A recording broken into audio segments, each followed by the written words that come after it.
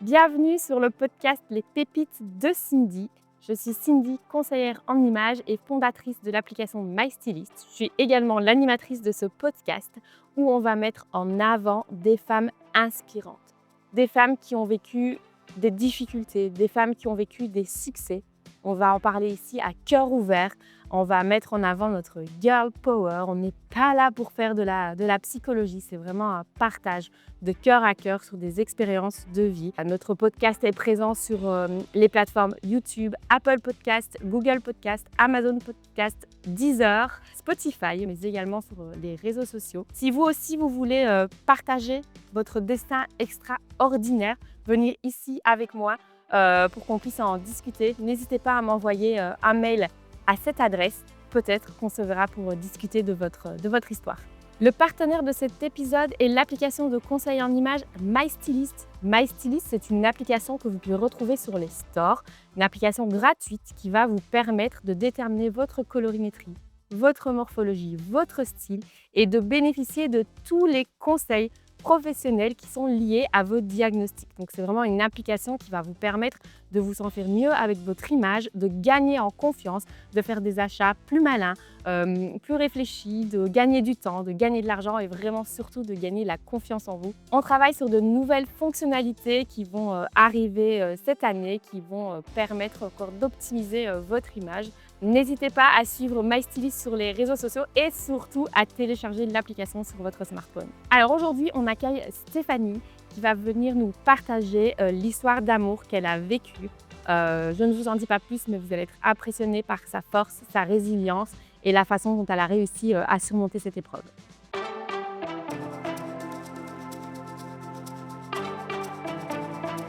Alors aujourd'hui, je suis vraiment très heureuse d'accueillir Stéphanie dans le podcast Les Pépites de Cindy. Bonjour Cindy, merci de m'avoir invitée. Je m'appelle Stéphanie, je vais avoir 40 ans d'ici 2 mois. Je suis maman de 2 adorables petites filles. Je suis agent de voyage depuis quelques temps déjà. Je suis la créatrice de Néclat d'essence, donc tout ce qui est bougies parfumées, fondants, etc. Ok. Et de quoi tu veux venir nous parler aujourd'hui, Steph? Alors ici, je vais vous parler de mon parcours que j'ai eu avec un pervers narcissique et la manière dont j'ai réussi à sortir de cette emprise. Avant de commencer le podcast, moi j'ai un petit cadeau pour toi. Je voudrais t'offrir ce petit pins, cette petite broche, tu vois, que je porte aussi. Ah super! Girl Power, donc pour que tu n'oublies jamais que tu es une femme incroyable et que tu es la seule à avoir ton pouvoir d'action, ton pouvoir de décision. Donc si tu me permets, je vais te la remettre. En plus, elle est rose, donc ça va bien avec ton blazer. Voilà. Et comme ça te fera toujours un petit rappel. Voilà, que tu es une femme incroyable. Merci beaucoup. Avec plaisir. Allez, on va plonger dans ton histoire et peut-être que avant que tu nous racontes comment ça s'est passé, moi, ce que je voudrais, c'est faire un petit rappel sur ce qu'est un pervers narcissique. Parce qu'on entend souvent ce mot au jour d'aujourd'hui. C'est un mot qui est un peu devenu à la mode. Et je voudrais que pour les auditrices, ce soit assez clair de ce que c'est. Donc, quand on demande la définition à Google, Google nous dit que c'est une personne manipulatrice qui utilise le mensonge, la séduction et la culpabilisation pour exercer un contrôle psychologique sur quelqu'un d'autre, tout en dissimulant habilement ses intentions. Évidemment, il ne le dit pas en face que c'est ce qu'il veut faire. Il cherche constamment à satisfaire son besoin d'admiration et de supériorité en rabaissant et déstabilisant ses victimes. C'est tout à fait ça, c'est tout à fait ça. Et tu vas nous raconter ton histoire, on va l'appeler Pierre. Oui, voilà, on va dire. Alors, Steph, est-ce que tu peux nous raconter où tu l'as rencontré, comment s'est passée cette phase finalement de rencontre, de séduction, et ce qui t'a attiré chez ce garçon? Alors ça date il y a déjà plusieurs années. Donc en fait, j'ai été séparée du papa de mes filles. Donc je suis restée pendant 1 an et demi, 2 ans à ne vouloir plus rien savoir des hommes. Et je me suis inscrite sur Tinder. J'ai vu son profil, j'ai liké, il a liké, ça a commencé comme ça. Je ne sais plus si c'est lui ou moi qui ai commencé à discuter, mais je me rappellerai toujours qu'il m'a remballée directement. Je me suis dit: «Ouf, ça commence fort», donc je n'en ai plus parlé. 2-3 jours après, il revient et il s'excuse évidemment et il m'annonce tout de suite qu'il ne doit pas être sur l'application parce qu'il était déjà en couple.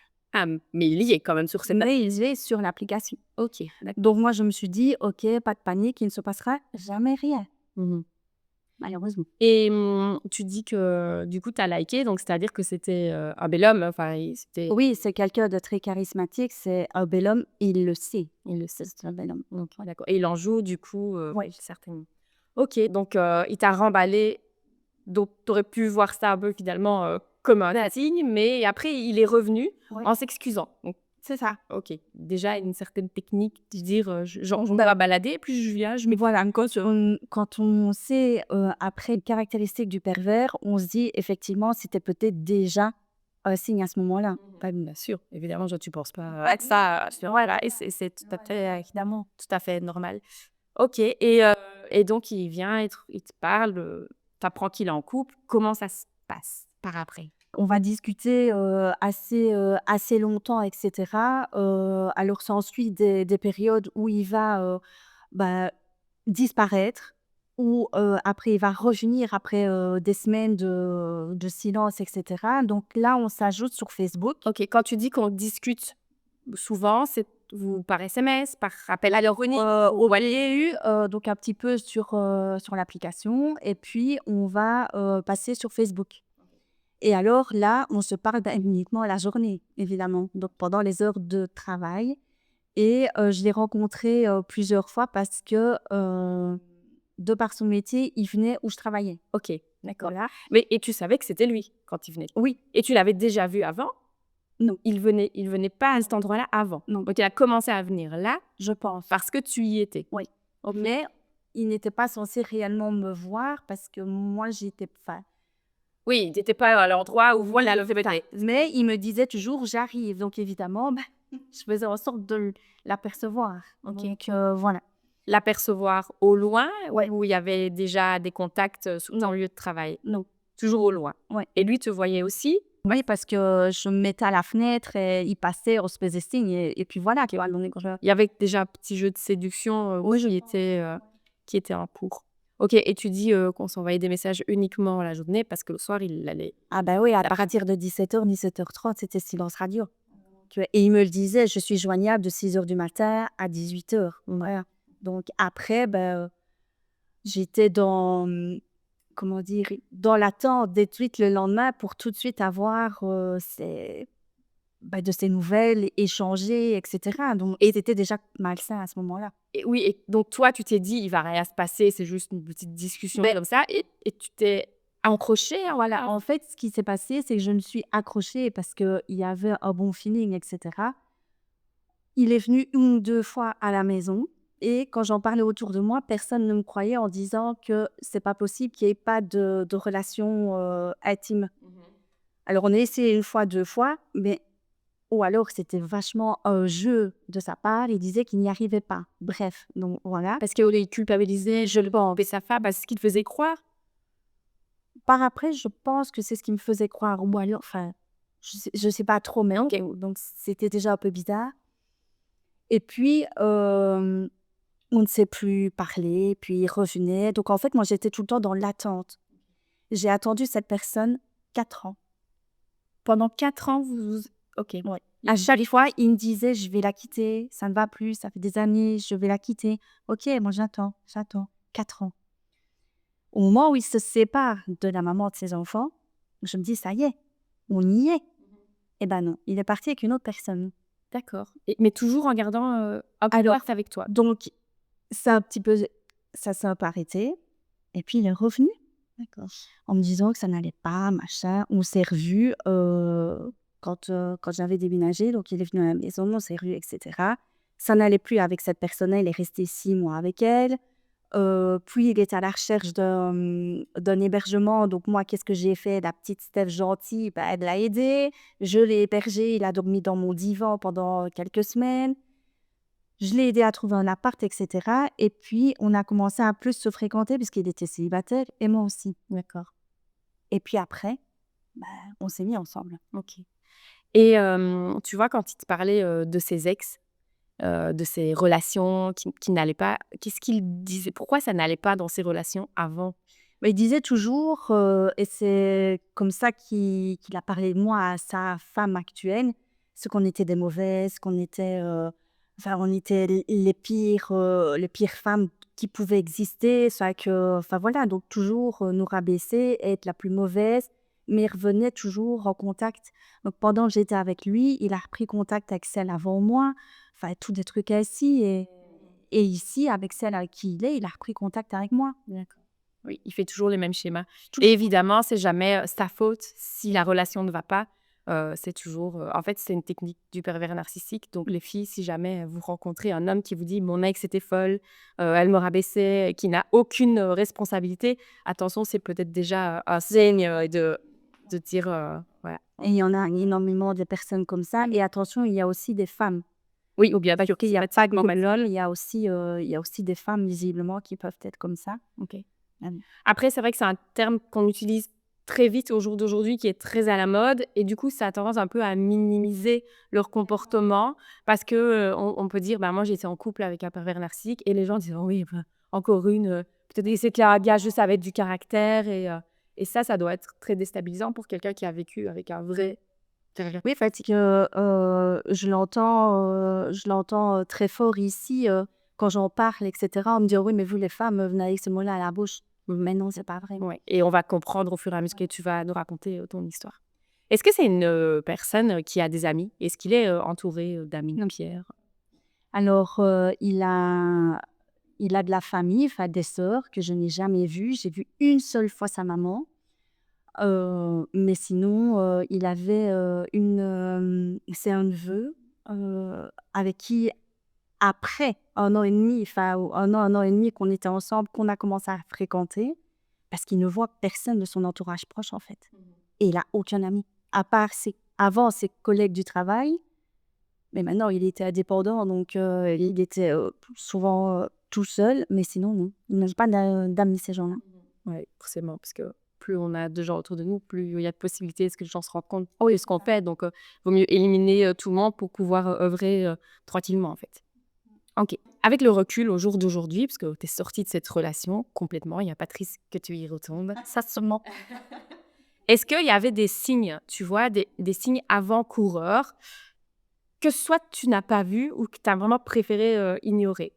Est-ce qu'il y a des choses déjà qui, dès le départ, te semblaient. Bah, si dès le début, je pense pas. J Une chose que je regrette, aujourd'hui, c'est au moment où sur l'application, il m'envoie bouler, j'aurais dû supprimer le match, mais je l'ai pas fait.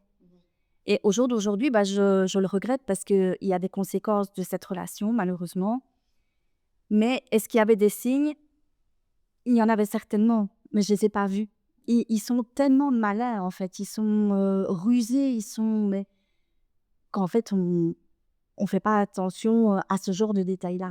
Parce que si c'était une amie à toi qui avait vécu cette situation, tu vois, d'un homme qui t'envoie péter, comme tu dis, au premier contact, qui revient, mais qui te dit, mais je suis en couple, et puis qui vient, qui part, qui te laisse dans des silences, qui te dit, quand je vais la quitter, ce sera avec toi, puis avec une autre. Tu vois, si tu avais une amie qui vivait ça aujourd'hui, de façon extérieure, tu arriverais certainement à lui dire, attention, c'est.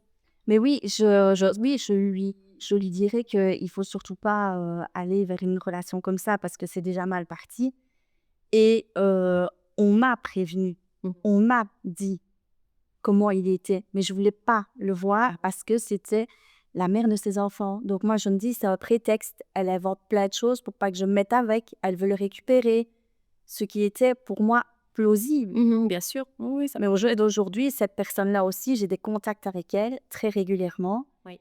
et elle aussi, jamais elle n'aurait voulu rester autant d'années, mais elle avait ses enfants. Donc voilà. Et tu disais que tu l'hébergeais, chez toi, qu'ils dormaient dans ton canapé, mais tu as 2 filles. Est-ce que du coup, tes filles, elles ont eu contact avec lui à ce moment-là? Alors, je m'en souviens plus trop, elle l'avait vu déjà 1 ou 2 fois, parce que j'ai déménagé assez bien de fois. Elle l'avait déjà vu. Mais ici, pendant que je l'hébergeais, oui, à un moment donné, bah, quand elle revenait à la maison, oui, elle le voyait et ça n la situation était claire et cetera. Ce qui s'est passé, c'est que la plus petite de mes filles, elle l'adorait. Il y avait vraiment une belle complicité entre eux. Enfin, c'était beau à voir. Je me dis: «Oh génial», puis après, bah, la relation s'est faite, on s'est mis ensemble et cetera il a trouvé son appartement, donc on a fait une semaine chacun. Donc, quand moi, j'avais pas les filles, je allais passer la semaine chez lui, etc. Donc, voilà, c'était assez, je vais dire, c'était le fait, au début, c'était chouette, c'était comme si c'était une belle famille qui se recomposait, etc. Mais ça s'est très vite dégradé. Ouais. Mais en tout cas, il a réussi, il savait se faire aimer par Ouais. les filles. Et donc, du coup, toi, ça a ajouté encore un truc de Voilà. waouh, quel homme incroyable. C'est pas facile, la famille recomposée, restée. Donc, autour de nous, on a plein de gens pour qui ça se passe pas bien. Et toi, tu devais certainement te dire, wow, et encore un truc positif à cocher à son tableau, quoi. Et peut-être qu'aujourd'hui, avec le recul, tu te rends compte que c'était déjà de la manipulation. Ouais, sans doute. À quel moment est-ce que tu as commencé à sentir qu'il y a quelque chose qui n'allait pas? Tu vois, à quel moment est-ce que ça a basculé? Au début de la relation, j'étais hyper jalouse, mais très, très fort, de par le fait de comment je l'ai rencontré. Donc, je me suis dit: «Il l'a fait avec moi, il peut le refaire», en fait. Et donc, j'étais déjà beaucoup sur, c'était vraiment devenu maladif, donc je devenais folle, en fait. Et je pense que ça, il en jouait aussi. Il commençait, des excès de colère, des choses ainsi. Il m'a cassé plein de trucs. Je me rappellerai toujours, j'avais mon ordinateur portable que je m'étais offert. Un jour de colère, il prend son poing, paf, il tape dedans, explosé. Donc plus d'ordinateur portable, donc je savais plus travailler, parce que j'avais une activité complémentaire à côté, je savais plus travailler comme ça. Enfin, c'était, plein de choses comme ça. Et puis quand, on a eu beaucoup, beaucoup de problèmes avec des voisins de mes parents. D'accord. Donc là, c'était l'enfer aussi bien pour mes parents que pour moi, et cetera. Donc ça a accentué notre relation qui se dégradait de plus en plus. On a décidé de déménager et à partir de ce moment-là, là, c'était fini. Donc là, c'était une cata. Et oui, donc il était violent physiquement. Enfin, je veux dire, pour qu'il arrive à casser l'ordinateur. Oui, Et écoute, il a cassé plusieurs fois, des trucs à moi. Chaque chose qu'il m'offrait, des excès de colère, il déchirait tout. Donc, un exemple en particulier. je me rappelle qu'il m'avait offert, un collier avec l'arbre de vie parce que j'adore ça. Et un jour, en dispute, je l'avais autour de moi. Je crois que j'ai gardé le collier 2 jours. Il me l'a arraché. Ouais, plein de trucs, mon écran téléphone, enfin, plein. En fait, tout ce qu'il m'a offert, je pense que j'ai gardé juste un seul sac, donc que j'ai toujours. Qui est solide, qui Et que ouais, voilà. il était épargné. Et il te faisait croire du coup que c'était à cause de ta jalousie qu'il était. Alors au début, il disait toujours qu'on allait se séparer parce que j'étais trop jalouse, donc j'ai fait un gros travail sur moi-même, et cetera. Je me suis très fort calmée, mais après d'autres choses sont arrivées. Donc il a son caractère est revenu, en fait. La personne qu'il est, ben, il s'est montré réellement, quoi. Donc Et quand tu dis que tu as fait un travail sur toi pour être moins jalouse, est-ce que c'était, enfin, je veux dire, tu as vraiment réussi profondément à ne plus être inquiète et sereine dans votre relation, ou tu as pris sur toi parce je pense que que ces réactions je pense que j'ai pris sur moi parce qu'au début, je fouillais absolument dans tout, dans son ordinateur. qui est légitime? C'est-à-dire, Oui, dans ses mails, dans enfin, ses messages, enfin. Alors normalement, dans une relation, on ne doit pas faire ce genre de choses. Mais je l'ai connu dans une mauvaise situation et je me suis dit: «Plus jamais je referai ça». Malheureusement, ça peut être le cas. Mais voilà, c'est quelque chose de très mauvais et la jalousie a détruit quelque chose, mais il y a pas que ça. Ça, je veux dire, c'est une partie plus que minime, en fait. oui, oui, puisque c'est sûr, même, et puis c'était légitime de ta part, enfin, de pas être en confiance. Oui, non. Comment vous étiez rencontrés. Et je pense que je n'aurais jamais été. Jamais. Comment est-ce que tu décrirais son comportement avec toi au début de la relation? Tu vois, est-ce qu'il était, après tu dis qu'il a, quand vous êtes connus, tu un petit peu envoyé à péter, et mais à part ça, est-ce qu'il était attentionné envers toi? Tu vois, est-ce qu'il était charmeur? Est-ce qu'il te donnait la confiance que peut-être tu n'avais plus par rapport à tes anciennes relations? Ici, il savait très bien. Donc, avec lui, donc je suis restée à peine 2 ans. Donc on a vécu ensemble 2 ans. J'ai fait énormément de choses avec lui. Je suis partie très souvent, on allait, manger, on faisait plein de choses. Donc je me suis dit: «C'est chouette, on profite de la vie, et cetera». Il m'emmenait au resto, il m'offrait, parfois des cadeaux. Bon après, oui, je laisse pas avec lui, mais bon bref. Mais il savait très bien ce qu'il faisait et du coup, bah, c'était difficile, en fait, après et enfin, je sais plus comment l'expliquer. Qu'est-ce qui était difficile? Bah, de se dire que j'avais certainement une belle personne devant moi, j'avais «ce que je voulais» entre guillemets. Il savait comment faire,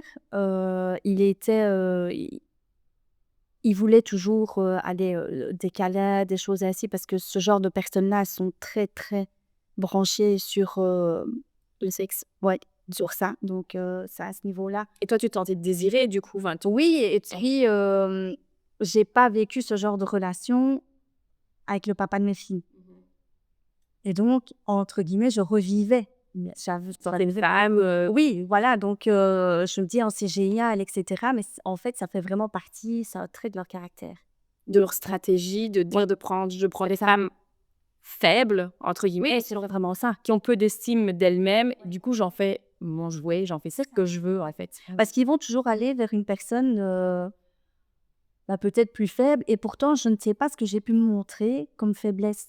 Tu vois? Parce qu'à travers les écrans aussi, mais qu'est-ce que j'ai pu montrer pour qu'ils ressentent que, bah, oui, j'ai pas confiance en moi, toujours à l'heure actuelle, c'est toujours le cas. Donc voilà, mais qu'est-ce que j'ai bien pu faire pour qu'ils soient attirés et que je vive cet enfer, Mmh. Peut-être, que le fait que tu l'aies liké sur Tinder, son besoin d'admiration, tu vois? Il s'est senti peut-être, oui, parce qu'ils se disaient: «Jour, écoute, si c'est pas toi, j'ai qu'à claquer des doigts, quoi». j'en ai d'autres, quoi. Donc en plus, il te faisait croire, enfin, il te faisait penser que tu étais l'élu. Oui, voilà, c'était Toi, oui, il avait choisi que j'avais de la chance, tu sais, avec lui. tes 4 années où vous avez parlé, peut-être aussi, tu vois, que tu t'es sûrement ouvert, tu as sûrement dévoilé des choses qu'il a captées parce que Oui, sûrement. que c'était quelqu'un d'intelligent, enfin, que c'est quelqu'un d'intelligent. Beh, je pense que ces personnes-là sont très intelligentes. Ils sont plus malins que nous et ils savent très bien comment faire et voilà et puis ils savaient que je l'attendais, en fait. Ils le savaient très, très bien, ouais. Parce qu'à chaque fois, quand il revenait, bah, j'étais toute contente, j'espérais, je me dis: «Allez chouette, on va pouvoir être enfin ensemble». Mmh. Ouais, il avait le pouvoir, en fait, déjà. Clairement. Quelles ont été ses premières stratégies qu'il a utilisées, tu vois, pour te contrôler et t'isoler des autres? Tu parlais de disputes avec tes parents, les voisins de tes parents. Est-ce que tout ça, ça a fait que tu t'es isolée un peu et Bah, en qu'il y a eu fait, des tensions? Tu vois, c'est quoi ta hem, stratégie? quelle était sa stratégie? Je peux pas dire que s'il a vraiment eu, des stratégies, mais c'était toujours de dire: «Oui, regarde un peu, qu'est-ce qu'ils disent de toi? Ça ne va pas, ils te rabaissent, tu seras jamais bien», enfin tout. Donc en fait, il critiquait mon entourage, mes sœurs, bah, mes parents, enfin tout le monde quoi, Tes amis? mes amis, bon, j'en ai pas énormément non plus, mais «Oui, tu fais un boulot de merde, est-ce que tu vois, ce que tu fais?» Enfin, plein de choses ainsi, donc vraiment pour me rabaisser et quoi que je fasse, bah, ça n'allait pas, quoi. À ce moment-là, j'avais déjà voulu, créer, des bougies et des fondants et cetera. On a essayé, mais il m'a bien fait comprendre que j'y arriverais jamais. Donc j'ai abandonné ce projet-là. Tu croyais à ce qu'il te disait? Ouais. Que, allez, j'avais des j il y a énormément de calculs à faire, enfin, c'est très précis de créer une bougie, un fondant parfumé, donc il faut faire attention à plein de choses et il me disait: «Tu arriveras jamais, regarde, non». Ces techniques pour t'isoler et te couper des autres, te manipuler, c'était notamment par rapport, du coup, à ton envie de créer, des bougies, des fondants? Donc en fait, ici, j'avais créé, d'abord, pour faire des bougies, des fondants et cetera et alors, déjà à ce moment-là, il me disait que je n'y arriverais pas, parce que je lui demandais de l'aide pour faire, notamment dans les calculs parce que bon, j'avais un peu du mal et cetera parce que c'est très précis pour faire des bougies et des fondants et il disait toujours: «Bah, tu vois, tu as toujours besoin de moi, sans moi, tu n'y arriveras pas», et il en jouait, il était content parce que moi, en même temps, ça me frustrait parce que lui, il y arrivait et il avait notamment fait des fondants et ils étaient plus beaux que les miens et je me dis voilà quoi, donc c'était encore plus pour appuyer pour le fait que Et te dire encore plus, bah, tu vois, sans moi, ouais, voilà. tu n'es rien, tu n'y arrives pas. Alors c'est étrange parce que du coup, il te disait d'un côté: «Mais regarde un peu ta famille, te rabaisse, comment ils te parlent» et lui, mais il faisait certainement 3 fois pire. Ouais. Et toi, malgré ça, tu te disais: «Bah, il est là pour m'aider, c'est normal, ce qu'il fait, ce qu'il me dit». Beh, je pense que je sais au fond de moi que ce n'est pas normal et que je ne dois pas rester, mais ouais, tu étais vraiment sous l'emprise, totale, quoi. Est-ce que ton entourage, ta famille justement, est-ce que ces personnes t'ont mis en garde de cette relation? Est-ce que les personnes ont essayé de t'ouvrir les yeux, de t'alerter, tu vois? Comment lui se comportait aussi avec ta famille? Est-ce qu'il avait un lien avec ta famille? Alors, en fait, quand on voyait ma famille ou mes sœurs, ils se faisaient toujours passer pour une belle personne. D'accord. Donc ma famille l'a peut-être pas vu au début non plus, certaines choses et puis je cachais énormément pour, ne pas, les tracasser ou enfin voilà donc je gardais énormément de choses en moi. Celles qui ont vu le plus, c'est mes collègues parce qu'elles me voyaient arriver le matin, elles voyaient ma tête, où ça n'allait absolument pas et voilà donc et après tout ça, bah, j'ai plus su, cacher donc parce que c'était très compliqué, j'ai été mise, plusieurs fois, à la porte, donc en fait, ça a très fort changé quand on a déménagé. D'accord, et là, ta famille, elle te disait: «Stéphanie, c'est pas normal ce qu'il fait», est-ce que tu t'éloignais d'eux? Enfin, Il m'a éloignée d'eux, en fait, donc je ne voyais quasiment plus mes sœurs ni mes parents et j'avais peur d'aller chez mes parents parce que c'était pour me culpabiliser et pour un peu critiquer et essayer de m'ouvrir les yeux et cetera, donc du coup, bah, j'y allais pas.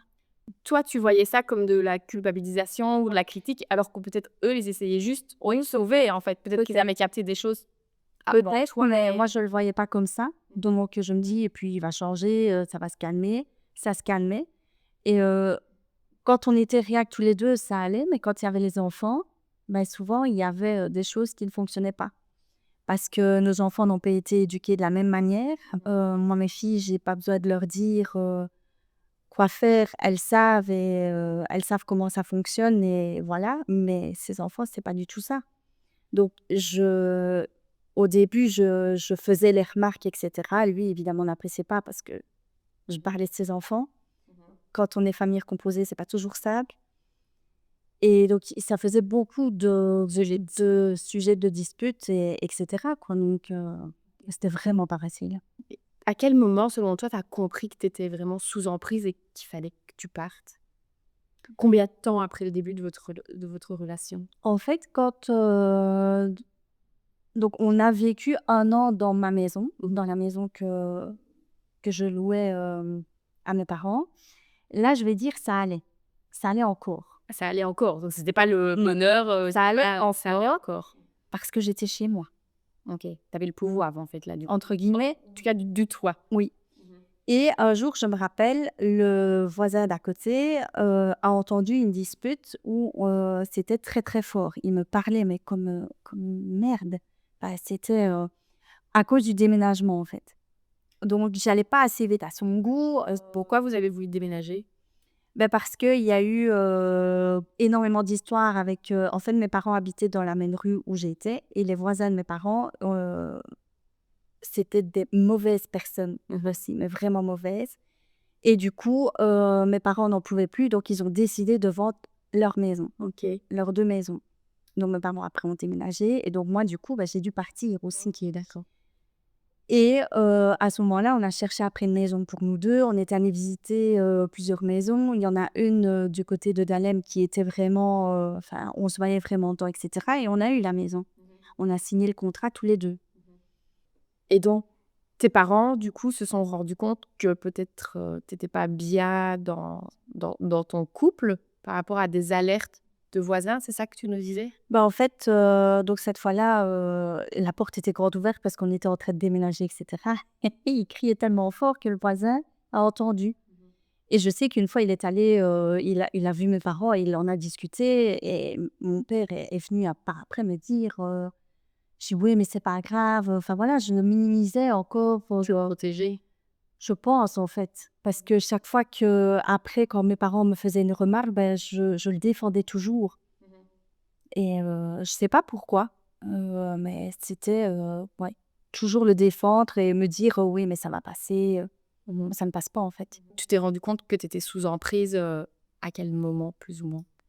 Bah, en fait, quand, on a voulu, donc déménager dans la fameuse maison qu'on avait choisie tous les 2, signée tous les 2, et cetera, donc on avait eu des disputes un peu avant le déménagement et monsieur, décide d'emménager, 1 semaine avant moi OK, avec ses enfants OK, et moi j'arrive après, quoi, OK. mais j'aurais jamais dû. Et pourquoi il a fait ça? Beh, honnêtement, je n'en sais rien, donc il a fait ça, mais du coup, je me suis jamais sentie chez moi. Et il te faisait Il me le faisait, ressentir? ouais, il me le disait.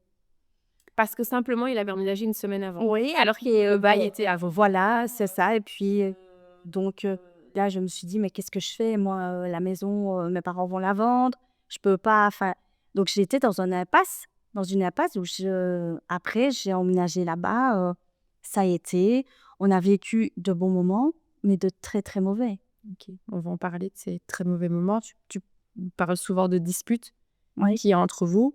Est-ce que ces comportements, tu vois, toxiques, destructeurs, est-ce qu'il les avait dans ces disputes-là? Comment il était dans ces disputes?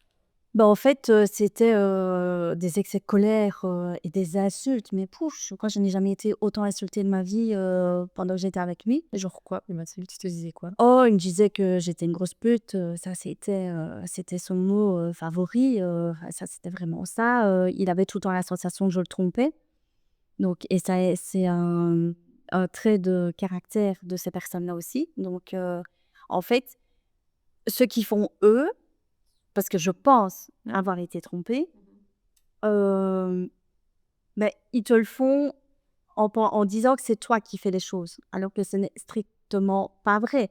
Donc jamais de la vie, je ne conçois pas ce genre de choses. Alors c'est bizarre parce que je l'ai rencontré, hein, donc c'est un peu, on pourrait croire que c'est un peu, enfin, c'est un peu paradoxal, mais donc il y avait ça et puis c'était, bah, les excès de violence aussi, physique. Oui, il y en a eu. Donc il y en a eu, plusieurs. Les crachats au visage, ça c'était, Et toi? Il te crachait? ah ouais, même quand j'allais me réfugier dans la chambre de mes filles, dans le lit de mes filles, voilà, donc il me crachait dessus, donc là, on se sent plus bactère, en fait. Tu allais te réfugier dans le lit de tes filles, donc quand elles n'étaient pas là. Quand elle n'était pas là parce qu'on se disputait de plus en plus, et du coup, bah, j'essayais de me réfugier. Malheureusement, la porte ne fermait pas à clé, donc il venait tout le temps me trouver. Donc il me sortait du lit, enfin c'est, Il te sortait du lit, c'est-à-dire? bah, il m'empoignait pour me sortir du lit et cetera, donc c'est Pour faire quoi? Pourquoi il te sortait du lit? parce que, non, parce qu'il avait des excès de colère. En fait, le nombre de fois qu'il m'a dit, «Maintenant tu fais tes valises, tu plus chez toi, machin», donc moi qu'est-ce que je faisais? Bah, j'exécutais, mais il devenait encore plus fou. C'est vraiment ça, en fait, il avait vraiment deux faces, un ange et un démon. Je l'ai toujours dit comme ça et je lui ai déjà dit plusieurs fois en vis-à-vis, je dis: «Tu vraiment un ange et il y a des fois tu peux vraiment être un démon». Et dans les excès de colère, il y en a eu une fois, on était à l'étranger. Il adorait, partir à la montagne, enfin marcher, faire des randos, et une fois, on est en pleine ascension d'une montagne et cetera. Je sais pas ce qui se passe, moi j'en peux plus, j'avais pas la condition physique et cetera. Je faisais ça parce que j'aimais bien aussi, mais pour lui et à un moment donné, je n'en peux plus. J'y arrive plus, ça devient dangereux et cetera, donc je dis que je veux m'arrêter. Là, il commence évidemment à s'emballer, à s'énerver et cetera. Il est plus haut que moi et il a ses bâtons, de marche. Il m'en lance un à la figure, mais on est en pleine ascension sur une montagne. Donc j'évite le bâton et je perds un peu l'équilibre.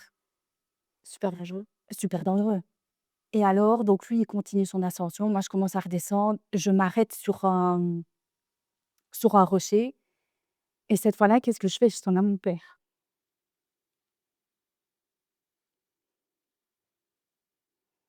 Je sonne à mon père parce que je me dis: «Il faut peut-être».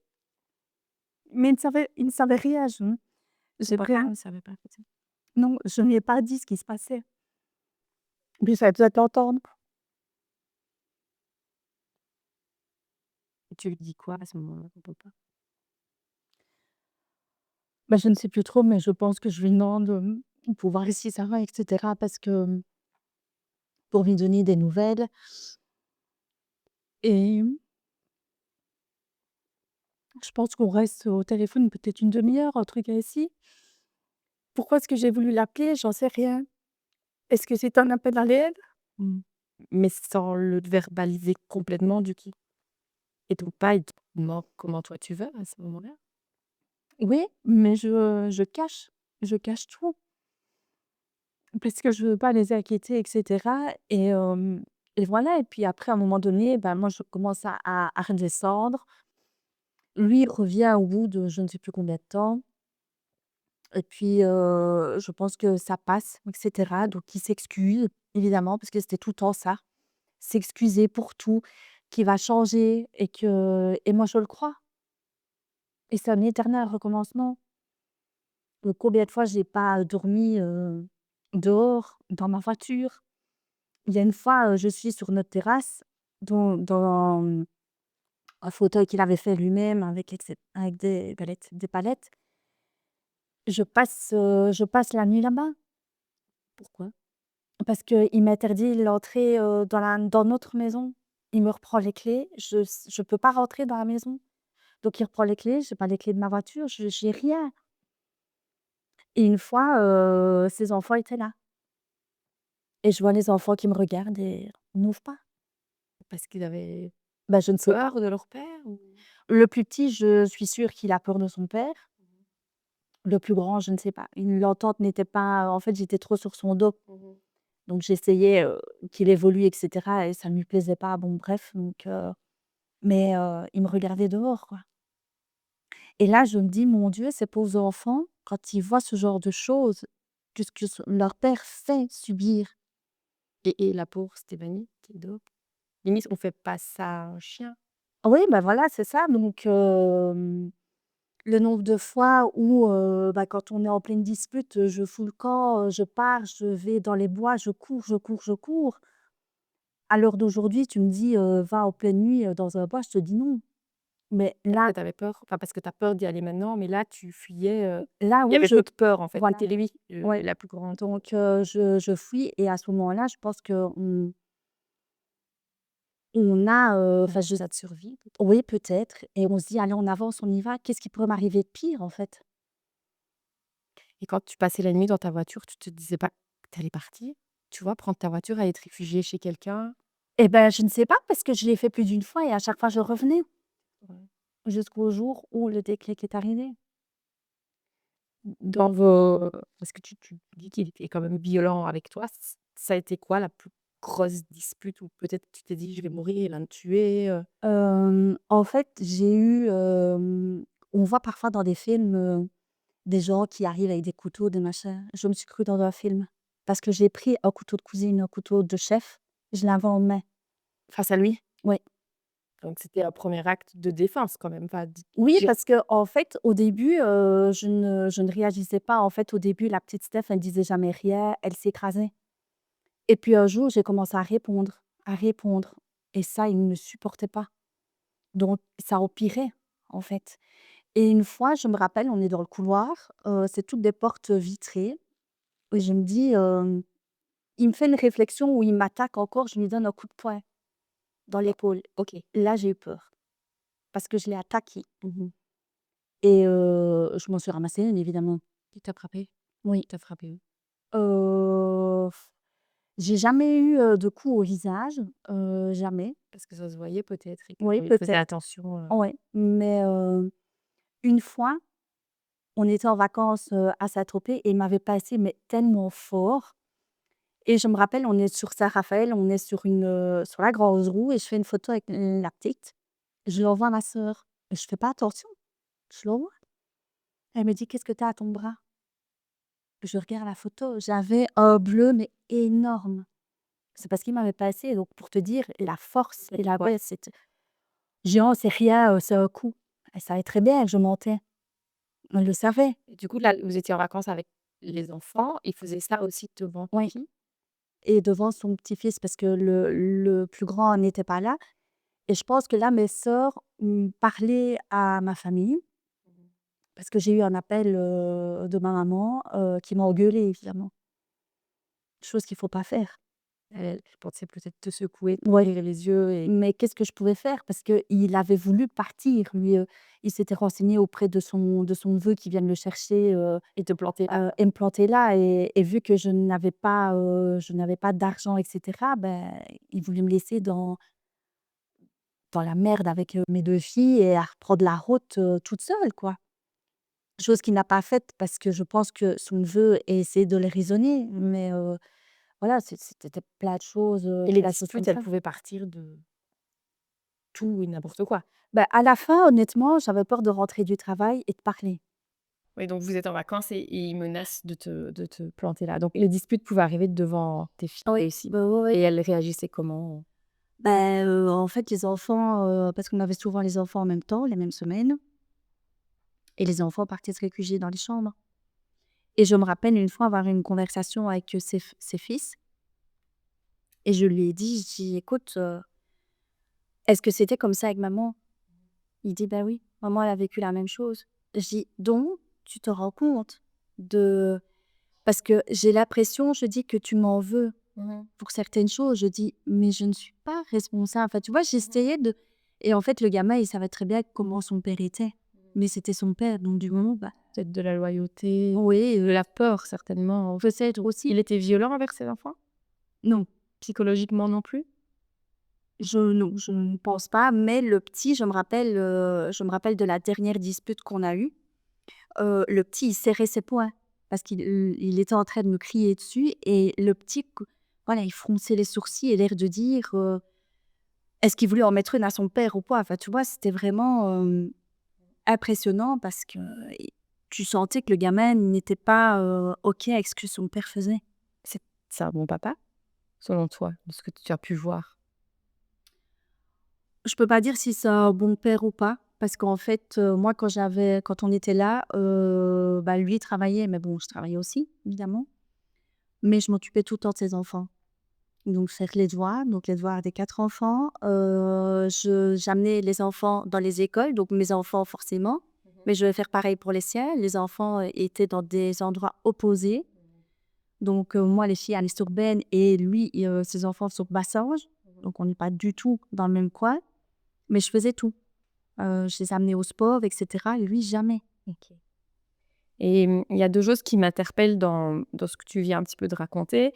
On va parler de ces histoires de couteaux de cuisine, parce qu'on a bifurqué sur autre chose et tu disais aussi que, tu n'as pas l'argent, enfin que tu ne pouvais pas, décider de poursuivre tes vacances seule ou s'il te laissait là, tu étais un peu dans la merde, hein, on peut le dire, parce que financièrement, tu avais pas d'argent.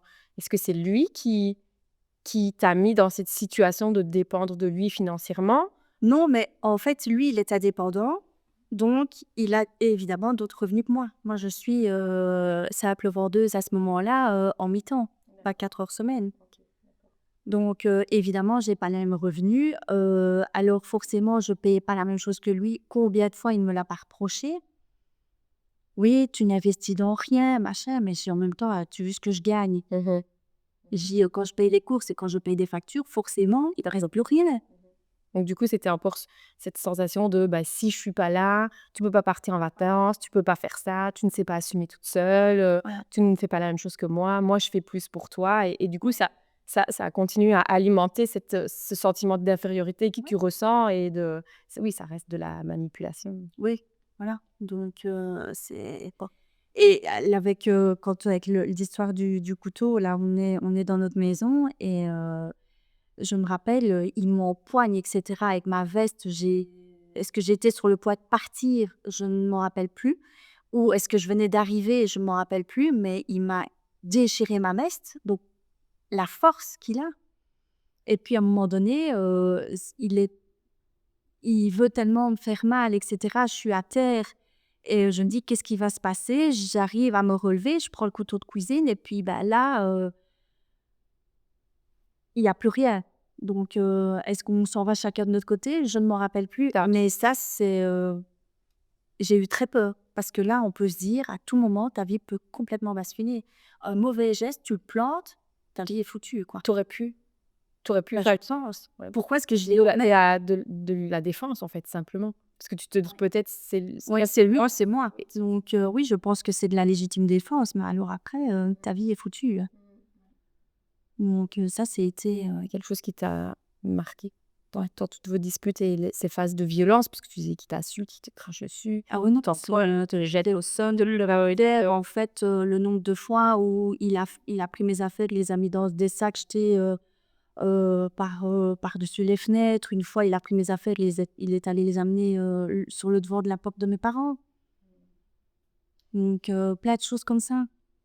Ok. Et après toutes ces phases de colère excessive, de violence, il s'excuse, il se radoucit et, Oui, à chaque fois. et il entame du coup une phase de séduction de nouveau, c'est ça? Je suis désolée, je le ferai plus, je sais pas ce qui m'a pris. Bah oui. Ça allait quoi. Bah oui, j'y crois jusqu'au jour de la dernière dispute parce que à un moment donné, je ne vois plus mes filles. Pourquoi? Parce que elles sont dans l'insécurité. Et le papa de mes filles a fait des démarches où j'aurais pu perdre mes enfants, la garde de mes enfants. Je les ai plus vus pendant 2 mois, après les vacances en fait. Et donc on est parti en juillet. Le mois d'août a été le mois, je pense, le pire de notre relation. Et la dernière fois que mes filles l'ont vu, on était en pleine dispute. Il a pris tous nos affaires, les 4 enfants étaient là. On était dans le couloir, encore une fois. Il bazarde tous mes trucs. Et là, il s'adresse à ma fille. Et il lui dit, tu prends tes poupées, tu prends tes affaires, c'est plus chez toi. Mhm. Alors là, Elle a quel âge à ce moment-là, ta fille? bah ici, elle va en avoir 14, donc elle a 11 ans. Ouais. Et là, c'était l'élément déclencheur. Il avait touché. Ah ouais. Tu pouvais me toucher, tu pouvais me faire tout le mal, c'était moi. Mais là, tu t'intéresses pas à mes enfants. Et là, en fait, on a pris nos affaires, une énorme dispute. Les enfants sont là et c'est là que le petit a ses poings serrés. Il y a les voisins qui sortent. Donc là, on est dans une maison, enfin, où il y a plusieurs maisons et des appartements. Donc en fait, on est comme une vieille ferme. Donc on est dans une cour et plein de voisins sont sortis. Ils ont dit, Madame, est-ce que vous avez besoin d'aide? Moi, je suis en pleurs et les filles en catastrophe, en pleurs. Enfin, c'est l'enfer. Ce passage-là, c'est une catastrophe. Et alors, il y a des gens qui veulent prendre mes filles pour les mettre en sécurité. J'essaye de jouer de leur père. Impossible, ils ne décrochent pas. Là, je l'appelle à l'aide, alors que je ne l'aurais jamais fait. Mais là, j'appelle à l'aide, il ne décroche pas. Et puis, on monte dans la voiture, on s'en va. Je ne sais même pas où je vais. Je ne sais pas si j'étais chez mes parents, je suppose. J'en sais rien. Où est-ce que je lui ai amené les enfants? T'as un trou noir. T'étais dans un état second. Oui. Et là, je me dis, il faut partir. Donc, je pense que j'ai été un petit peu chez mes parents. Je pense 15 jours chez mes parents.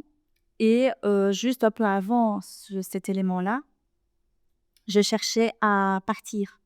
Donc, je cherchais des apparts, une maison, peu importe. Et je cachais tout. Je me disais, parce qu'il fouillait tout le temps dans mon téléphone. Tout le temps. Et jusqu'au jour où je vais voir une maison avec mon papa, j'explique la situation, je dis c'est un état de survie. Et là, les gens, le soir même, me disent ok, la maison est pour vous. Donc en fait, sur 3 semaines de temps, j'ai changé de boulot. Donc je suis redevenue agent de voyage, je suis passée à temps plein, je me suis séparée et j'ai trouvé une maison. Waouh. Sur 3 semaines. Parce que l'élément, ça a été. Et ça qui a marché. Ouais. Alors, c'est pas du jugement ce que je vais faire, tu vois, c'est vraiment essayer de comprendre. Mais donc là, tu as vu ta fille, du coup, être attaquée en souffrance. Mais est-ce que tu penses que ces 2 années où elles ont vécu dans ce climat, tu vois, Elle l'avait déjà, la souffrance. elles avaient déjà la souffrance, elles te l'exprimaient? Oui, certainement. À un moment donné, quand elle me disait: «Maman, on ne veut plus venir», le cœur de maman, il est trituré encore plus, hein, parce qu'on se dit: «Punaise, tes enfants ne veulent plus te voir». Mais c'est pas toi qu'elles veulent plus voir, c'est la situation, et je leur en veux pas. Je n'en veux pas à leur papa d'avoir fait ça. Limite, Il les protégeait, voilà. Mmh. Je lui en veux de la situation actuelle, parce qu'il me le fait toujours payer à l'heure actuelle. Alors que ça fait 2 ans et demi presque que c'est passé. Et que tu étais une victime, en fait. Mais oui, et c'est ça que les gens ne comprennent pas parce qu'on m'a jugée. Le parrain de ma fille m'a jugée. Il m'a dit: «Est-ce que tu crois pas qu'il serait temps de te relever?» J'ai dit: «Mais j'aimerais bien, mais j'y arrive pas. Comment je dois faire?» Ouais. Vous m'avez aidé, vous 2. Mais quand le déclic n'est pas là, tu peux dire tout ce que tu veux à une personne. Tant qu'elle l'a pas dans sa tête, ça n'ira pas. Bien sûr. Donc voilà, c'est comme ça et aujourd'hui, oui, je suis sortie de cette emprise-là, mais je l'ai toujours en même temps. Pourquoi? Parce que malheureusement, il y a eu des conséquences. C'est-à-dire? Tu devais en parler? J'ai contracté un crédit voiture avec lui D'accord. et j'ai jamais vu le véhicule. Donc il a eu le véhicule puis, en fait, si tu veux, il avait utilisé l'argent du crédit pour sa société. Hem, donc à un moment donné, le concessionnaire nous dit: «Il faut venir chercher la voiture», elle est arrivée, mais la voiture, on ne sait pas la payer. Et comment ça se passe là, alors? Donc en fait, c'est en juillet, on nous téléphone que la voiture est là et puis on part en vacances. Au mois d'août et en fait, je vois plus les filles et cetera et début septembre, je me dis: il faut partir» et fin septembre, je mets fin à tout ça et le concessionnaire n'arrête pas de m'appeler: «Il faut prendre la voiture». Ah, la voiture était toujours là? La voiture était toujours là. Alors je lui dis, j'ai dit: «Il faut trouver une solution pour la voiture». Je dis: «On n'a pas l'argent». «Oui, je vais le trouver, je vais le trouver». Que Pierre, te disait Voilà, ça, c'est ça? c'est ça et donc moi je pars de la maison, je m'enlève du bail et cetera et la voiture, il fait, un leasing auprès du garage pour essayer d'avoir le véhicule. Donc en fait, nous, on paye un crédit. Donc moi, je paye un crédit à ce moment-là, la moitié du crédit, de la mensualité. Donc pour quelque chose que je n'ai pas. Déjà, je râle parce que je paie Sûr. sur, 250 €. Donc je travaille en flexi-job donc en plus de mon temps plein, pour essayer de subvenir à mes besoins. Et puis il y a 1 an, qu'est-ce que j'apprends? Monsieur fait faillite. D'accord. Et donc, qu'est-ce qu'on vient? On vient frapper à ma porte. Et la voiture, elle est où? La voiture a été déclassée. C'est lui qui l'a déclassée? Il m'a dit: «Non», mais je sais que oui. Pourquoi? Parce que gros somnium, donc du coup, Il pensait, vu que le véhicule déclassé, il a récupéré l'argent qu'il a rendu au concessionnaire.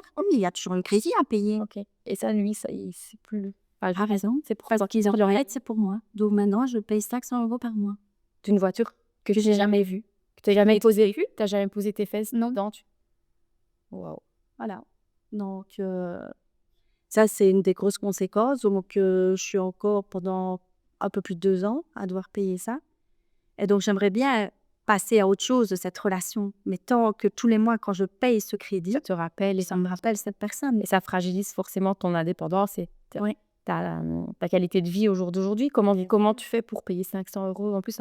Dire maman, toute seule avec Tout deux moi là, j'ai un salaire de temps plein, mais c'est un salaire, on va dire, basique. et tu as fait quoi du coup pour pouvoir payer? Alors ici, j'ai créé l'éclat d'essence, donc un nouveau nom, un nom que j'adore et j'essaye, de me développer, j'essaye de me faire connaître et j'espère que ça va aboutir à quelque chose de bien parce que je veux croire à mon projet et je veux essayer de mettre tout en œuvre pour y arriver.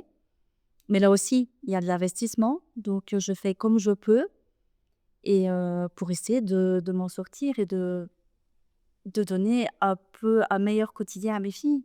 L'éclat d'essence, c'est donc, la société que Steph a créée. C'est une société qui vend des bougies, des fondants parfumés qui sont faits de façon artisanale avec des produits, de qualité. Elle passe, beaucoup de temps, beaucoup d'énergie à créer, ces petits, produits.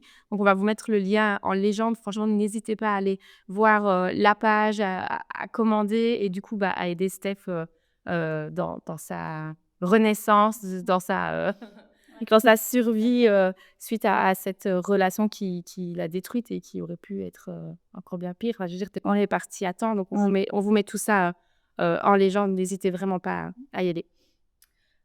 OK, oui, c'est une sacrée histoire. Et comment ça quand il a compris que tu allais le quitter, que tu allais partir?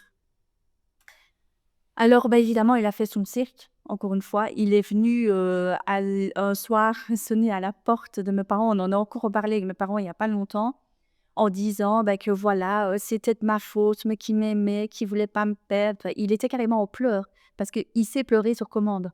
Je sais pas comment il fait. Il sait pleurer sur commande et bah, mes parents, n'ont rien voulu savoir, quoi, enfin et cetera et donc il a essayé de me récupérer. J'ai failli plonger.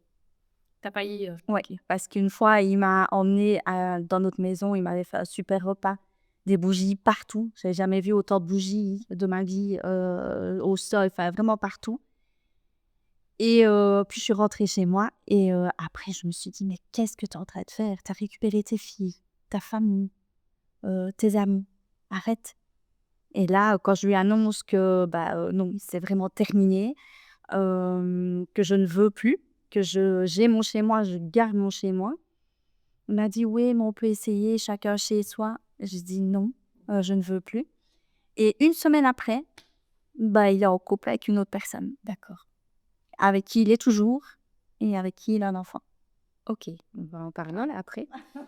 Est-ce qu'à un moment de ta relation, tu as pensé que ça allait être l'homme de ta vie, que tu allais te marier avec, peut-être avoir, un autre enfant et que tous les mauvais côtés allaient disparaître?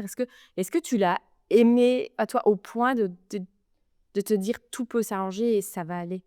Ben en fait, on devait se marier, donc on avait, tout était prévu. Il avait fait sa demande? Oui, alors certainement, c'était pas la la plus, Romantique? la plus romantique du tout. Il m'a lâché ça une fois comme ça. J'ai dit: «Tu rigoles? Non, non, on se marie». Et c'était, genre après une dispute ou? Non, c'était un matin dans le lit, donc OK. je tombais un peu des nues et cetera, mais ça s'est passé très vite au début de notre relation, Mmh. donc au bout de nos 6 mois peut-être OK. et donc bah, OK, d'accord, on va faire ça, donc il me dit: «Fixe une date», donc il fallait que tout soit vite, OK. donc on l'annonce à nos parents, enfin à mes parents, à nos voisins, enfin les voisins de mes parents à ce moment-là, qui étaient très présents, même trop Mmh. dans notre quotidien. Mmh. Et donc je vais voir après ma robe et cetera avec mes parents, on a les alliances, on a la salle, on a tout et puis, il annule tout et oui et d'un côté, tant mieux. Ah oui, heureusement, c'est peut-être une des meilleures choses qu'il fait. Oui et puis là, au début, moi, j'aurais bien voulu un enfant. Mmh. Il me dit: «Non, je suis trop vieux, non, c'est déjà pas facile avec mes enfants, je les vois pas», OK, d'accord, donc encore heureux. Oui, heureusement. Mais après donc au début, il ne veut pas, mais vers la fin de notre relation, il insiste pour qu'on en ait un, Pour te garder peut-être? je pense. Garder cette trans c'est une empire encore plus Oui forte finalement. et à un moment donné, j'ai cru l'être et j'en arrive à en parler à ma maman, OK. chose que, je n'aurais jamais cru. Mais il fallait que je lui ai dit et j'ai été mais soulagée de ne pas l'être. OK. Ah ouais, je me suis dit: «Non, non, non, non». Donc tu savais au fond de toi que c'était Ah pas ouais, non, ce qu'il fallait faire. OK, donc tu le quittes, tu récupères tes filles, tu trouves un nouveau boulot, tu waouh, pas une nouvelle vie quoi. Ouais. est-ce que tu as encore des contacts, avec Alors j'ai encore eu des contacts avec, d'ailleurs cette année-là, il m'a offert, un collier avec, l'arbre de vie. celui qu'il avait, Bah, il m'a offert un autre, OK, un plus gros, OK. mais bon bref et oui, j'ai encore eu des contacts. Il a voulu revenir, on s'est revus, donc il était déjà avec, la personne avec qui il est maintenant. Donc il recommence en fait le Il recommence, donc évidemment, il y a eu des écarts, donc il s'est passé ce qui s'est passé. OK, donc il a trompé sa compagne Voilà, actuelle oui, avec toi? oui. OK et puis il a un enfant avec cette femme-là? Maintenant oui, OK, d'accord. un petit bébé, honnêtement je plains la fille, mais bon, j'ai essayé, de l'avertir, comme moi on a essayé de m'avertir. Au début elle a rien voulu entendre, mais ces derniers mois elle est venue vers moi pour, me parler de lui. Elle sait très bien comment il est et j'espère qu'elle trouvera la force, de partir. Je lui souhaite très, très, très fort. Bah oui, c'est tout ce qu'on peut lui souhaiter, même si c'est pas quelque chose de facile. Oui, non, ah non, pour l'avoir vécu, c'est clair que c'est vraiment pas facile, mais bon, c'est la meilleure chose, qui me soit arrivée. De Même partir. si, de partir, oui, même si, j'en ai encore malheureusement des séquelles parce que voilà, il y a pas que l'histoire du prêt, mais c'est, ma confiance en moi et par rapport aux hommes. C'est-à-dire des séquelles émotionnelles, Ouais. psychologiques, qui Ouais, t'inquiètent de toi? j'ai peur de revivre ce genre de choses et donc je pense que je me mets, beaucoup de barrières et je deviens très exigeante et j'arrive pas à trouver quelqu'un. Tu as eu des rencontres Oui, depuis? j'ai eu 2 rencontres, peu de temps après, notre séparation, dont un, c'était un véritable coup de cœur et cetera, mais je pense qu'il avait beaucoup de traits de ressemblance. Et du coup, tu as quoi comme des signes, des alarmes qui Alors c'est ça, j'ai des signaux. Alors du coup, bah, j'en parle et là, déjà, je commence à me faire, incendier en me disant: «Oui, tu es une mauvaise personne», parce que je trouve des traits de caractère et je le dis et ça ne va pas, ça n'apprécie pas, donc cette personne-là ne l'accepte pas et me fait encore passer pour la mauvaise. donc au final, ton ressenti est bon, c'est pas avec cette personne Non, que tu dois voilà, c'est ça. OK. Et comment ça se passe, au jour d'aujourd'hui, avec tes filles? Vous en parlez encore parfois? Elles t'en parlent? Elles t'expriment comment elles ont vécu? Alors elles ont vraiment, vraiment pas eu facile parce elles ont été suivies quand même par une, psychologue et au jour d'aujourd'hui, on en parle, ça va, mais ça garde des séquelles.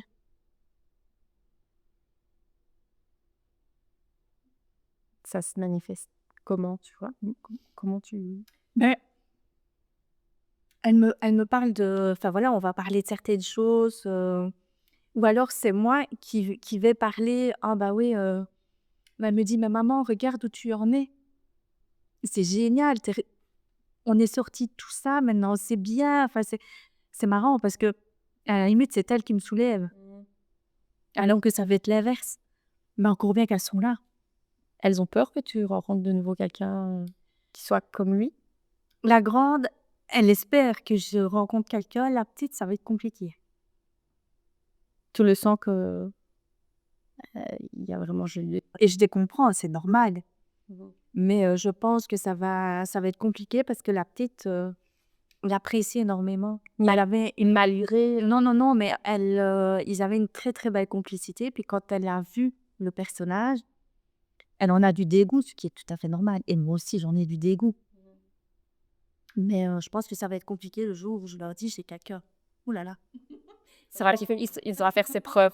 Oui, je D'abord auprès de toi et puis, auprès de moi, auprès de mes parents, parce que mes parents m'ont dit: «Et il ne rentrera pas à la maison». J'ai dit: «OK», mais donc là aussi, j'ai une pression. Mmh.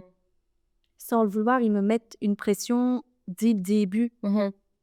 Alors, est-ce que j'aurais envie, si j'ai quelqu'un, est-ce que j'aurais envie d'en parler? À mon avis, Tu prendras le temps. ah ouais. OK. Tu dis que tes filles, elles ont été suivies par une psychologue. Est-ce que toi aussi, tu as dû te faire Alors moi, j'ai vu une psy, mais pendant que j'étais avec lui. d'accord Oui. et elle t'a pas dit de fuir? Ah si, mais elle m'a dit, «Ça ne peut pas venir de vous» et cetera. Donc si, c'était une chouette personne et cetera. Je devenais, vraiment, je pense que j'étais, à bout et je pense que j'aurais pu retomber encore dans un burn-out. Donc je suis allée voir aussi mon médecin qui m'a prescrit, un tout petit antidépresseur, on va dire, pour que j'aille mieux et que Mmh. je lui cachais. Pourquoi? Parce que, il critiquait, les personnes faibles. Ah, Donc et pour lui, j'étais devenue une personne faible et du coup, il ne supporte pas ce genre de personnes-là. Et quand je lui ai dit, bah, évidemment, il m'a pris ma boîte et il nous a, jetés, mis au point, plein de choses comme ça. aujourd'hui, est-ce que tu arrives à tirer quelque chose de positif de cette histoire? Ben je me dis que je m'en suis quand même pas mal sortie parce que, je pense avoir quand même, assez bien évolué. Je me suis prouvé à moi-même que je pouvais y arriver. J'ai trouvé un autre job, j'ai trouvé une maison très rapidement. En fait, je retombe toujours sur mes pattes et c'est ce que ma famille me dit toujours: «Tu es un chat». Voilà, je sais pas, mais ils m'ont toujours dit, j'ai eu, plusieurs coups durs dans la vie et cetera et je m'en suis toujours sortie. Grâce à quoi, ton ami? Je pense que j'ai quand même, une force intérieure qui me fait me relever, mais parfois, j'en ai pas réellement conscience. C'est le fait d'en parler que je me dis: «Bah oui, est-ce que tu as vu tout ce que tu as fait?» Mes filles me le disent: «Mais maman, est-ce que tu as vu? On est bien, on» et rien que quand elles me disent ça, j'ai tout gagné. Voilà. Bravo. Donc la vie n'est pas dure, n'est pas ça tous les jours, ça c'est sûr, mais tout le monde n'a pas une vie, facile non plus, on a chacun nos coups durs et cetera. Moi, je me dis: «Mes filles mangent, on a un toit pour dormir, on n'est pas malade, on a la santé», voilà. L'argent, c'est que l'argent. En tout cas, je te souhaite tout plein de succès avec l'éclat d'essence. Mais j'espère pour déjà payer ce prêt voiture et puis pouvoir profiter. Et du coup, qu'est-ce qu'on peut te souhaiter aujourd'hui? Je sais pas. Qu'est-ce qu'on peut te souhaiter à vivre, toi, avec toi-même, toi avec tes filles? Bah, le meilleur déjà est de ne jamais retomber sur ce type, de personnes-là et voilà et de profiter de la vie et des choses que la vie nous offre et cetera et enfin voilà, vivre au jour le jour et T'as des projets là? alors, ici, pour la première fois, on va partir en vacances avec mes filles en avion. Waouh! Donc je suis super contente parce que je me suis dit: «Allez, waouh, on y va». Toutes les 3. Ouais, toutes les 3 la première fois, en avion, donc on se réjouit, on en parle, très souvent. Vos premières vacances vraiment toutes les 3, Ouais. où du coup tu Où on tu pense vraiment as su tes vacances avec tes filles et ouais, parce que j'étais partie avec mes parents, à la séparation de leur papa. Je les avais suivis, en voiture en Italie. Donc là aussi, c'était un moment où j'étais très fière de moi parce que j'ai conduit toute seule de jusque-là. façon indépendante quoi. Voilà, Ouais. donc on était partis en vacances, mais ici, on va partir réellement toutes les 3. Donc on a hâte parce que, voilà. Et ici, ce que j'ai fait, une folie, une chose que je n'ai jamais faite, c'est, je me suis réservé 4 jours, pour partir toute seule en avion, et je me suis dit: Waouh! «Est-ce que c'est le fait que je vais avoir 40 ans et que je me dis: "Allez, il faut y aller"?» Eh ben, c'est trop bien. On verra bien. Est-ce que Tu as peut-être rencontré l'amour de ta vie là-bas. qui sait? Mais bon, il faudra qu'ils reviennent ici parce qu'à Majorque Bah, toi, tu vas vivre au soleil. les filles, j'en fais quoi? Oui, oui, bien sûr. Mais oui, là, tout est possible en amour. L'amour n'a pas de Je sais, frontières. c'est un bel exemple. Oui, exactement. Donc voilà. Super, merci Steph. Je voudrais qu'on termine. Est-ce que tu as un conseil à donner à peut-être, tu vois, une personne qui vit avec un pervers narcissique, qui vit une relation difficile dans laquelle elle n'est pas épanouie, dans laquelle elle est rabaissée, elle n'est pas considérée. Quel conseil est-ce que tu pourrais donner? Alors, à cette personne-là, je pense qu'il faut s'écouter soi-même. À un moment donné, le corps nous fait des signes. On a des signaux et cetera. Il faut vraiment s'écouter et ne pas avoir peur d'oser franchir le cap parce qu'on s'en sortira toujours. On a une force en nous qu'on ne s'en rend pas compte et on peut y arriver. J'en suis la preuve, on peut y arriver et il faut s'écouter et allez. On ne mérite pas ça. Personne ne mérite, d'être maltraité de la sorte. Je suis sûre au fond de moi qu'il y a quelqu'un qui m'attend et où je vais avoir une super belle histoire comme la vôtre. Parce que vous êtes un exemple, moi je trouve, enfin voilà et donc on n'a qu'une vie et s'enfermer dans une relation toxique comme ça, non, on ne mérite pas ça. Voilà. Est-ce que tu as un message à tes détracteurs, des personnes qui t'ont jugé, qui continuent à te juger? Bah, j'espère qu'ils écouteront ce podcast. J'espère qu'ils vont, écouter jusqu'au bout et qu'ils vont se rendre compte que si j'avais pu le faire avant, je l'aurais fait avant pour pas vivre ce que j'ai vécu et c'est facile de juger sans connaître la réelle histoire. Donc voilà, j'espère qu'ils vont entendre ce message et que certaines personnes vont se calmer. OK. Ouais, le message est passé. J'espère. Merci Stéphanie d'avoir partagé ton histoire avec nous et bravo, bravo de t'en être sortie, d'avoir ces beaux projets professionnels avec les cas d'essence, familiaux, de partir en vacances avec tes filles, de l'amour, voilà, c'est ce qu'on te souhaite, de trouver quelqu'un et surtout garde ta force et ton sourire. On va essayer. Merci. Il faut de toute façon. Oui, Merci. merci. Si tu avais à cœur ouvert quelque chose à dire à tes filles par rapport à l'expérience que vous avez vécue finalement toutes les trois, ce serait quoi ce message que tu voudrais leur dire?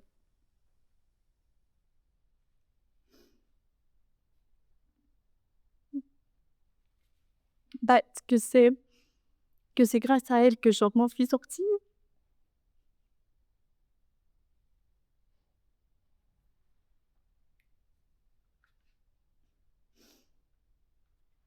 Prends le temps.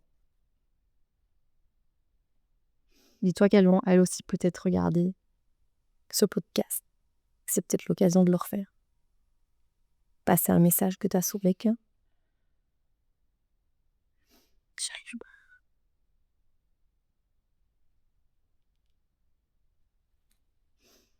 Mais je pense qu'elles savent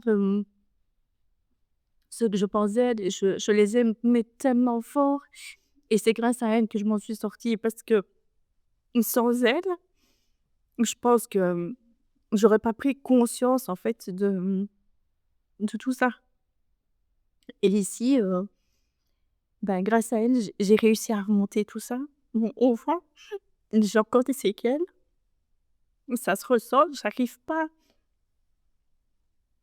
à passer au-dessus par moment, mais on s'est attaqué à elles et du coup, bah, c'est ma force, c'est ma plus grande force. Aussi petite qu'elles aient été, bah, elles m'ont montré que je pouvais y arriver et notre amour toutes les 3 est vraiment exceptionnel et je me battrai encore pour elles et ça, c'est le maman qui parle et je ne jamais revivre ce genre de choses et je les protégerai, du mieux que je peux et elles ne revivront jamais plus ça. Jamais plus. Elles ont de la chance de t'avoir comme maman. Bah, je sais pas, j'essaye de faire ce que je peux.